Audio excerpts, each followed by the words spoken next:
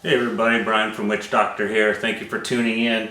Wanted to share some good results that I had recently in a Varmint for Score match. Varmint for Score, if you're unfamiliar, is a particular type of bench rest match where there are a series of six, but five of them are for what's called record, where they're officially scored and your score is based on those. One of them, which is the bottom right one here with the letter S, S is for sighter. That means you have the opportunity to shoot at that target but not have anything scored. And so the sighter is there to get sighted in and to try to center your bullet to hit as close to the center as possible. And in the center there's a dot. If you can see it here, I'll zoom in. There is a dot, and ideally you hit that dot. If you hit that dot, you get what's called an X. You get basically a additional credit for hitting that center dot. And so what you're trying to do is hit that center dot, but if you don't hit the center dot, you still want to keep it in that internal ring. That internal ring will get you 10 points. That's the most points that you can get per target. If it's outside of that internal ring and it's in the second ring there and it's not touching the ring for the internal ring, the second ring then counts as 9. And then the third ring is 8. And so on. And so the goal is, try to get, the 10 points and also try to get a center hit so you can get a 10 and 1X. This particular target is a 50 and 4X. So basically I got in the 10 ring on all 5 of the record targets and I hit the dot 4 times out of 5. So that gave me a score of 54X. Okay. This is the 100-yard target. And this is the 200-yard target. You can see the difference. The 200 is a little bit bigger. And then I also shoot Varmint for Score matches at 300 yards where the target is a little bit bigger. Okay. So that's a little bit about the sort of format of the Varmint for Score match. And what I selected to shoot this match was my 30 BR rifle. I have 2 of them, but this one in particular meets the weight limits for Varmint for Score match. The weight limit is less than 13.5 pounds, and this one came in at a little less than 13.5 pounds. It has a March 10x60 scope, Burris scope rings, a Schillen DGV action with the nitrided bolt. It's sitting in a Macmillan Edge stock, and this barrel is a Krieger 17 twist, and I think it's finishing at like 25-26 inches, and the trigger is a Schillen competition trigger. Okay. And why I like the 30 BR in particular, it's a 30 caliber bullet, so it's a pretty wide diameter. Much wider diameter than a 6mm, which are some of the other type of cartridges that we see in matches like this. People shooting 6 BRs, 6 BRAs, 6 dashers. I like the fact that this 30 BR, puts a pretty sizable hole into that paper. And people, say that's kind of one of the advantages of the 30 BR. And basically, in a nutshell, it's taking a 6BR cartridge, which in my particular instance, I use a Lapua 6BR cartridge, and you expand the neck to 30 caliber, and with the kind of chambers that most people run with 30 BR, you're going to have to turn the necks. And so anyway, that's sort of one of the reasons why I like the 30 BR. I mean, if you look at the nice size hole it gives you, if you're off by a little bit, it's kind of forgiving. And stays in that 10 ring pretty good. So that's sort of the rationale for that. Alright, now in this next segment we'll talk a little bit about match prep. Okay, so preparing for this match was a little difficult because I didn't really give myself enough time. I have had a lot of things going on the last couple months, and didn't really have a whole heck of a lot of time even to do load development. In fact, I think it was probably the week prior to the match, I had opened up my box of brass that I used for this match, and I had noticed that there was about a dozen or so bullets that were still loaded from the match last year. And so, you know, the thing about that is I coat my bullets and I coat the interior of my necks with Neolube 2, and I've never had a problem with what people call the cold weld phenomenon. This batch, again, that dozen rounds sat here for an entire year, and you know, I thought to myself, okay, I'm pretty confident that I can, you know, go ahead and use that ammo. I'm going to keep it there and use it in the match. But then I started taking a look at my other brass pieces inside, and I started noticing that the shoulders were pretty worn out. I started noticing little divots in the shoulder, and I saw a little note in my box that said some of the brass pieces are, you know, may have holes in them. And I looked at how many pieces were in here, and there was only about 85 or so pieces, so it was clear that I had taken some and thrown it away. And what I do is I keep a data record book of all of my barrels. And so, for example, this one says 30 BR with the Schillen DGV. And I started reading through all my data, and I sort of saw that I was using some pretty stout loads. What I was doing early on in using this 30 BR was actually experimenting with super stout loads and very minimal shoulder bump. And combining that with a whole lot of stout loads sort of beat up the brass quite a bit. And so, you know, what I had to do was take a close look at each piece of brass in there using my lit magnifying glass there, and taking a look and just checking to see, you know, what is there something wrong with this brass? And I saw in about 10 pieces that there looked to be like super small, possibly holes. I don't know for sure. But certainly enough for me to take, it was about 10 pieces where I thought there's something wrong with this brass, and I threw them away. And so that left me with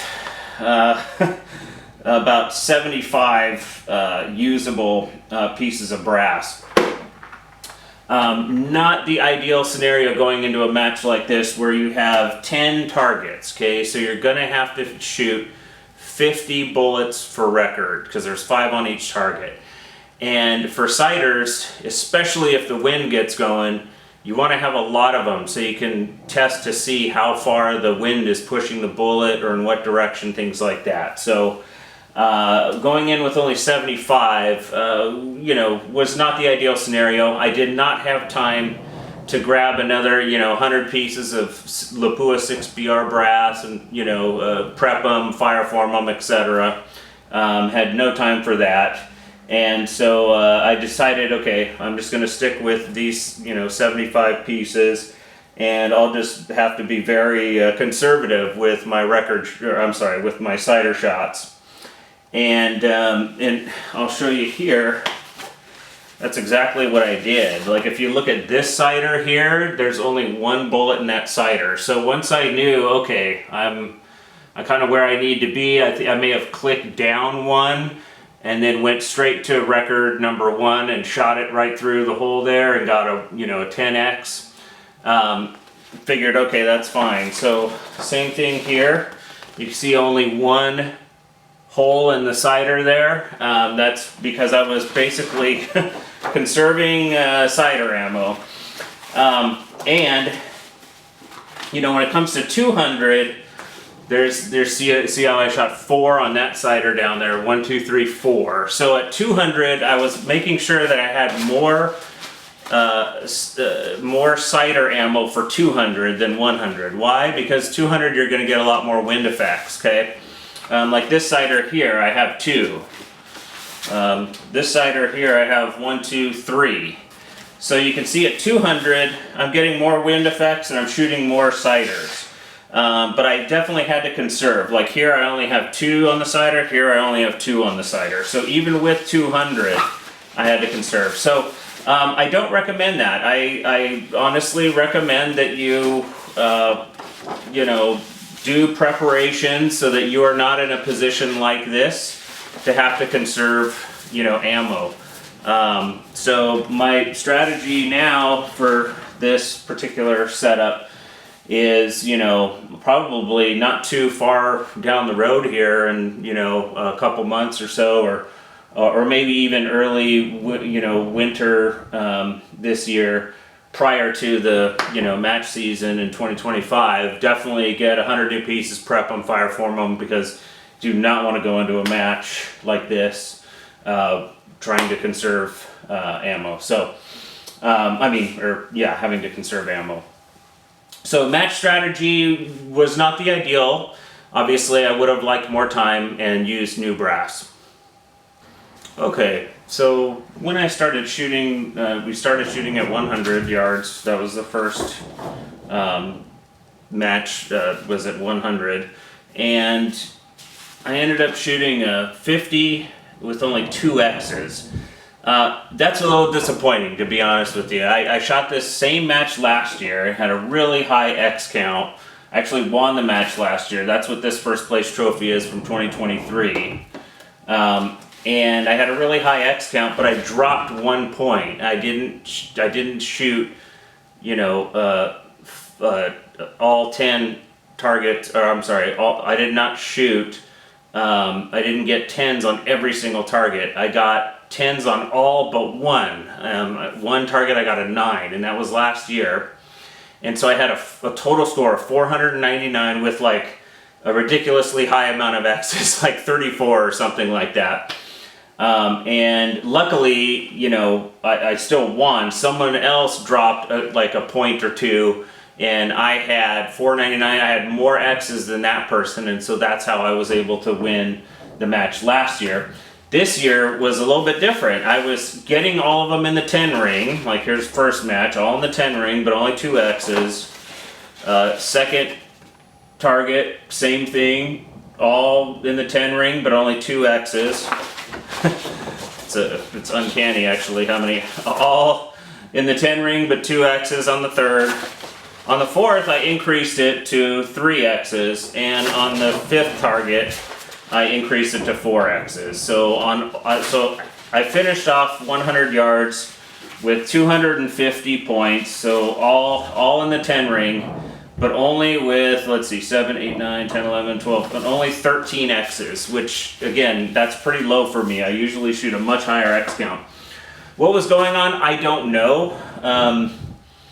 I've been using the same components that have been working really, really well. So nothing, you know, bizarre or strange was going on with my components. The components were all doing fine. It's just for whatever reason I was not able to really hone in on that X.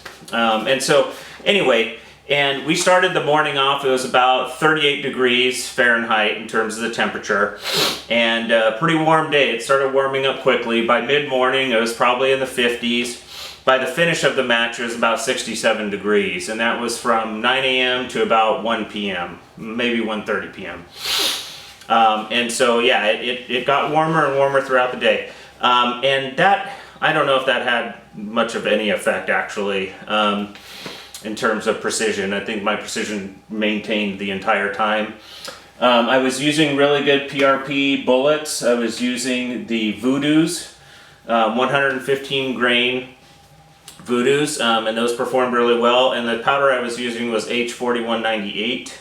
My charge, I think, was, let's see, 34.5 grains of H4198, using CCI BR, I think it was, yeah, BR4 primers, weight sorted. Anyway, so we got to 200 yards. The sun started coming out. We started getting a little mirage, and the wind started kicking up. I mean, that's typically what happens out here in the Pacific Northwest. Is we'll get you know, light, mild conditions in the morning, but once the sun comes out and that hot air starts coming down and hitting the cooler air coming up, we start getting wind, and that's fairly typical. So at 200, we started getting wind. And 200 is where, you know, what do they say, separates the men from the boys at that point. And people start dropping points pretty quickly at 200. We started off the first match. Again, I got all in the 10 ring, but only 1 X. You can see here I was kind of to the left a little bit. There was a bit of a sort of left-hand wind that I think I had to slightly hold for. But yeah, and then it turned, at one point it turned right. Anyway, but not for that first match. Second match, yeah, this is where I think it started turning right a little bit. You can see mostly everything kind of moving right. And then when I held over, you know, I finally got my X. And so here again, all in the 10 ring with only 1 X, and the wind is starting to now move, and it's clearly moving to the right. What I started observing, and here's another thing, match strategy mistake, was I didn't bring my wind flags. Frankly, I was kind of in a rush in the morning and having to do a whole bunch of things before before getting in my car and driving up to the match, and so that was one thing that I forgot my wind flags. But I was lucky that the person next to me had, I think there were maybe 5 or 6 flags out on the field, so I was literally just kind of leaned over, looked over their bench and looked at their flags, looked at this person's flags to get a clear sense for what was going on. And the wind was pretty persistent, so I was confident that if I held over, it was likely going to move in the direction I expected it to go. Like I said, a very consistent wind. That's one of the things about reading the wind, is you have to understand when wind, you know, is letting up a lot versus when wind is very consistent. Very consistent winds, easy for me to read. I can look at that and go, perfect, thank you, stay that way, I don't care. But just don't let up. Let up means it kind of goes and then it stops real quick. Because if I'm holding over, you know, thinking the wind is going in one direction, and I'm holding over this way, and all of a sudden I fire and it lets up, guess what? That bullet goes straight where I pointed it and doesn't move in the direction that I expected it to go with the wind. So wind conditions where there's let-ups are definitely more difficult to manage than consistent wind. So I was very happy that there was consistent wind. And so here you go, here's my third target. And again, all in the 10 ring, but only 1 X. And as you can see here, this is another advantage of that 30 BR. Target number 1, notice, look at that. I was almost outside of the 10 ring. If that was a 6mm bullet, there may have been a pretty good chance that I would have scored a 9 and dropped a point. In this match, once you drop 1 point, you're very likely to fall to second place or worse. In order to stay at first in matches like this, you got to really get every single 10 ring. So after shooting this one, I thought, oh, thank goodness that I'm shooting a 30 BR, because if that was a 6, it may have popped out. And then I probably at that point went back to my sighter to check this out to see what was going on, which is why I have what appears to be 3 holes on this sighter. Yeah, these are 3 holes. So I probably fired 1 or 2 on my sighter, and then went to my first one, shot it almost outside of the 10 ring, and probably went back and shot a sighter to figure out what's going on with the wind. And then from there, made my holdover adjustments and kept them all in the 10 ring, and in fact shot 1 X. So now, you know, again, I'm not really doing incredibly well with my X count, but I'm keeping them all in the 10 ring. And the wind starts kicking up pretty heavy on the fourth match of the afternoon, and I still kept them all in the 10 ring. Again, another one that was dangerously close. Even if that was a 6mm, it probably would have stayed in the 10 ring. But with a 30, you're pretty well in that 10 ring.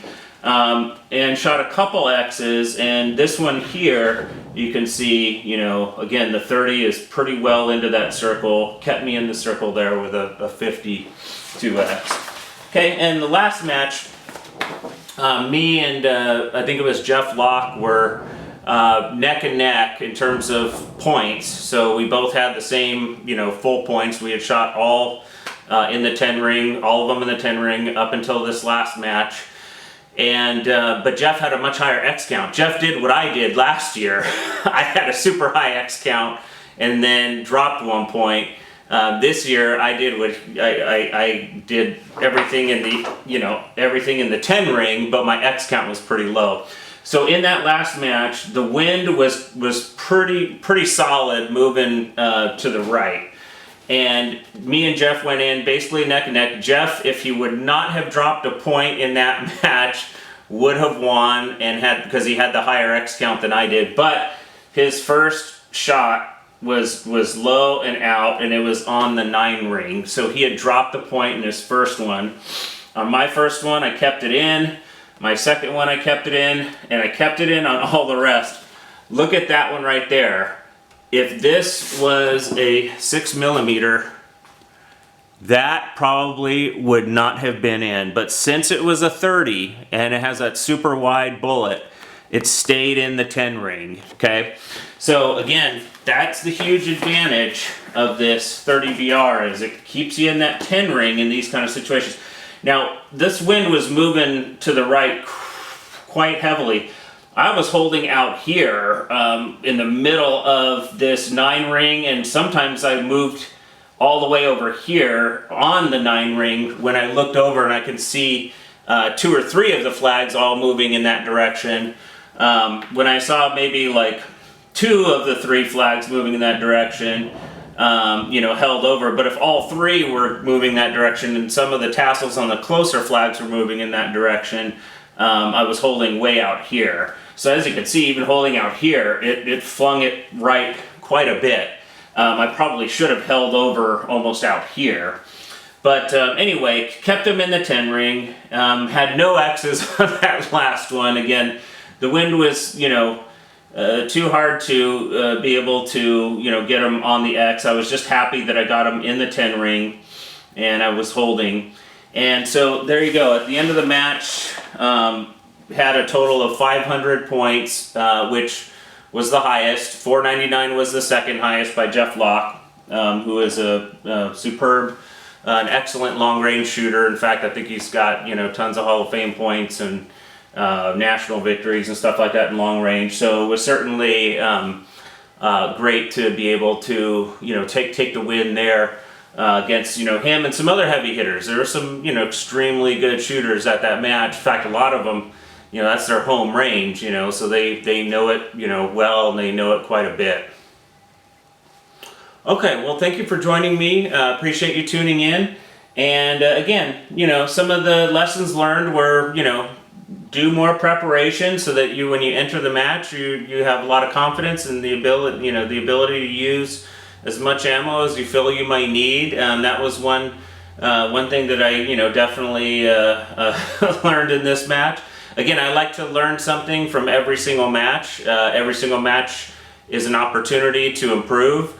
I hear people say like, "Oh, I made a mistake," or I screwed up," and to me, it's like, good. That's excellent that you recognize that and that you can take that information and make improvements based on that. And that's what it's all about. Is this continuous improvement mindset. And so that's one thing I took out of this match in particular, was making sure I gave myself a lot more prep time. And if I did, I probably would have went in there with, 100 pieces of brass, maybe a little less, but, enough brass, enough ammo to be able to feel confident that I can, hit that sighter as much as I, felt I needed to. And one of the other things too is, not forgetting things, but I have a lot of stuff going on in life, and so it was, basically I was kind of happy that I got out the door and got to the match on time, frankly, but I did forget my wind flags. That's, a no-no. You got to definitely remember your wind flags. So next time I'm thinking what I could do is, if I have some time the day before, just kind of mock up my equipment here in the garage, where then, it's all sitting right there, and then as I throw it into the car, I'm sure at that point that I have everything. Anyway, so yeah, all learning experience. Again, the data-driven mindset is incredibly important too. All the tests that I do are all incorporated into, and all the data that I collect from those tests is all incorporated into my shooting. So primer weight sorting is a big deal. You're going to see massive variations in velocity from super light primers to very heavy ones. And so that, I make sure I weight sort all my primers. Is that a big deal at 100 yards? No, probably not, but it does show up at 200. So my tests show that, at 200 yards, you'll have vertical if you have, some light primers in your 5-shot group or your 10-shot group, and you have some heavy ones, or in your score. You may shoot one and it's right on the dot, and that may have been an average weighted, primer, and then you may shoot the next one and it goes low in the 9 ring. That could have been a light primer. Or you shoot, another one and it goes way high. That could have been a super heavy primer. And so for me, I got to reduce the amount of variability in all of those things, so that I can feel confident with, that I will not get, that kind of inappropriate vertical. If there was any kind of vertical, it was my fault, or I didn't read the wind correctly, or I pulled the trigger too hard, whatever it may be. I want to reduce the variation on the ammo as much as possible, and how I do that is, again, the data-driven mentality. Anvil compression and seating primers is a big deal too, and you want to have the optimal and ideal amount of anvil compression, so that you get the precision that you want. High quality products like Voodoo, PRP bullets is a big deal. Shill in action, you get all, shill and trigger, you get all this good, high quality stuff is important too. So all those things, combined, very important to be able to get to a match and do well. So anyway, all right, thanks for joining. Take care, everyone. Have a good one.